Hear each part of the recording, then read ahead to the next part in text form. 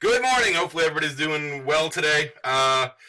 Directions for today are short and sweet. Let's get right after it. We are going to write the 2018 DBQ today. Here's a little bit of an instruction.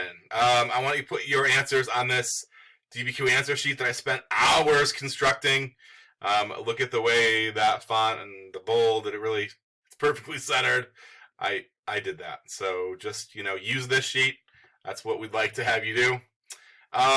Couple kind of suggestions for this time. Last time we wrote it, I had you kind of put yourself on the clock and see what you could do in 30 minutes. Not a horrible idea to do that again. One of the things I would like to see you do is, let's see how far you can get in 30 minutes, like free write. So you've already kind of thought of a thesis, and that's things you're going to do in that other, remember you have 45 minutes to write this. So let's just say you formulate your thesis, you read all the documents, and I would like to just have you write for 30 minutes. Now, once that 30 minutes kind of comes and goes, I would like to see, let's see where you're at. Have you finished? If you finished, go back and tweak it. And the next step that you're going to do is you are going to, just like you did last week, you're going to tell me, this is where the thesis statement is, and this is where I cited a document, and this is the evidence that gives me that point. Okay, so I'd like you to do all that stuff, but think about hey, did I score the point with this? And if you think hey, I didn't, I did cite a document, but I really didn't explain how it connects to my argument, go put that in there. Actually go hey, I'm going to fix it so this would score the point. Okay, so that's what I'd like you to do. So let's see how you do in 30 minutes. Can you get finished? But then take some extra time and say okay, let's make it perfect. If I had an infinite amount of time, what would I do to make this for sure really, really good? Okay, couple things you can do before you get started, and I've linked this on your in the weekly folder. There is a scoring guidelines thing you can get on the AP website. I linked it for you so you can see that. Go ahead and you can check and see what the documents meant. Make sure you're on, that you hit these. In this, it also kind of tells you hey, what the point of view is, what the audience is, the purpose. So it kind of gives you the point of view, situation. So when you're trying to put that in context, you have maybe some of those arguments.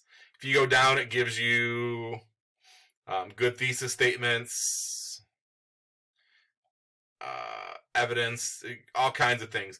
Other things you can pull in, other evidence. If you watch the video that I made, that Morgan had suggested that I make, I took a lot of these things right there to make sure they're in there. So there's a few things that I don't have that you could add if I'm hey, I really like this one. I don't know why you didn't put it in the video.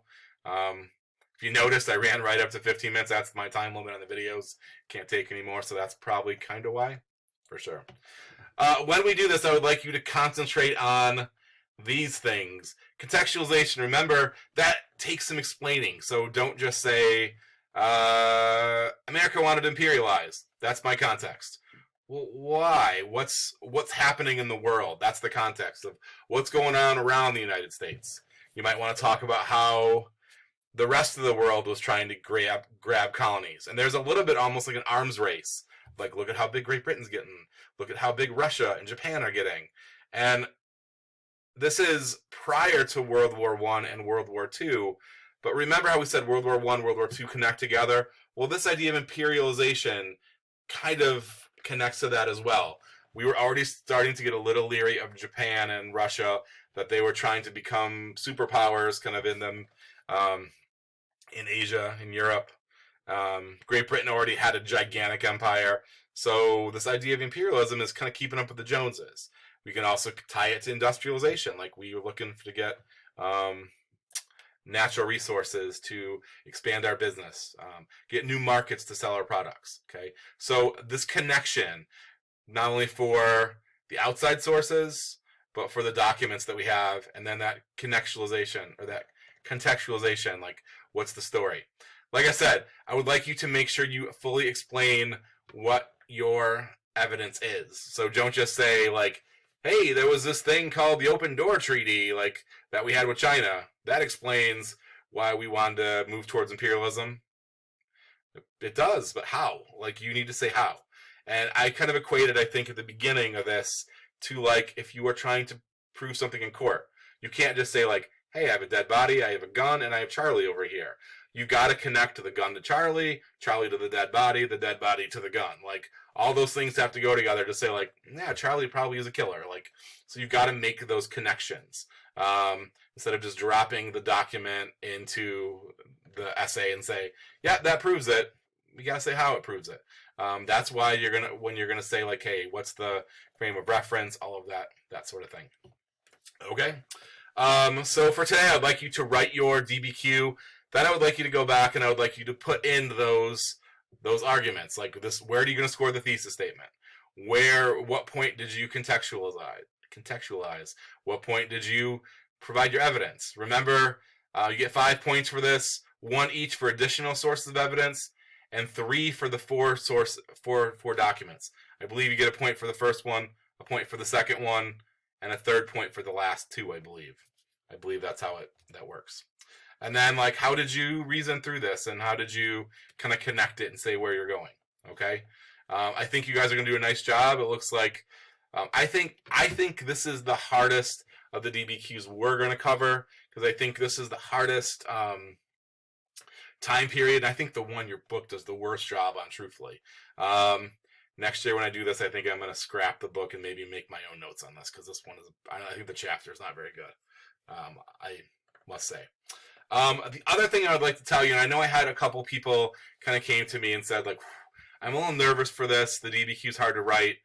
I'm concerned. And here's my response to you. I'm glad you're concerned.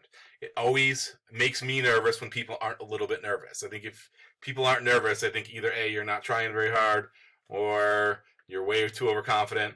I think a little bit of anxiety over this test is not the worst thing in the world. It pushes you a little bit. I think that's a good thing.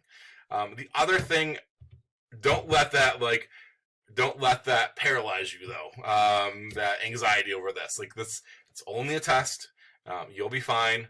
The thing that I always like to remind people, and this is a kind of a change in mindset. Most people are used to tests that if I don't have a 95, I didn't do a very good job. Like, I've heard people say, like, when we take the chapter test, like, I didn't do very good on this one, I got a 90. Well, 90 is pretty good. But even for this, if you get a 90% on this, you are going to have dominated this AP test. To get a 5, you need to get, and again, I don't know the scale because this is a very unique situation, what the scale would be. But in a normal instance, to get a 5, you'd have to score like a 60. If you have, like, in the upper 40s, you're probably in the neighborhood of getting college credit, like 45, 48%. You're in the neighborhood of getting college credit. Upper 50s, 60s a 4, maybe 60, 65, I don't know, it was a 5, somewhere in that neighborhood, I don't know. So you don't have to score all the points. Try the best you can. You're not going to be perfect. More than likely, you won't be perfect. If you are, awesome. But you don't have to be perfect to really do really good on this. So let's change our mindsets of, like, do the best you can, and we're going to roll with it. So if you have questions, please let me know. Please ask. Email me. I know doing the Zoom, the office hours, I think it's a really good way to ask specific questions, to have a little give and take. So that way, if my answer doesn't completely satisfy you, you can kind of ask follow-up questions. That's not the worst thing in the world when it comes to writing. So keep that in mind if you struggle a little bit. And if it's outside of office hours and you're struggling writing and you want to talk, maybe we can set up a special kind of conference, like a Zoom call or whatever. Like, we could, I'm game for that. So keep that in mind. If you have anything else, any questions, let me know. But good luck. I think you guys are going to do a great job on this. So good luck and have at it. See ya.